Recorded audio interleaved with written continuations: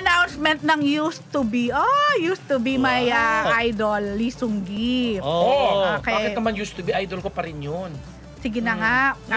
Pero may pait eh. May pait oh. Ay, may bitterness. Anyway, nag-announce siya na ikakasal na. Yung kanyang jowa, yung girlfriend niya na starlet siya eh. Kasi Aray ko! starlet pa siya dahil di pa naman siya kilala talaga. Baka ikaw lang ayaw mo kilalanin. Alam nyo, nung una ko nalaman na girlfriend niya yan, syempre di ko kilala. Lidain ang name. So, ginugel ko. Syempre, di ba? Ganyan siya ka-passionate pag may mga Korean Hindi niya pipigilan. But anyway, aabangan po ninyo dapat ang mga ganyan segment.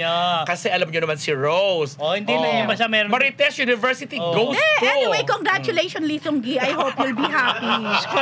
Parang lungkot-lungkot. Parang lungkot-lungkot mo naman. Malungkot ba ako? Ang saya-saya ko nga. I hope you'll be happy. Okay.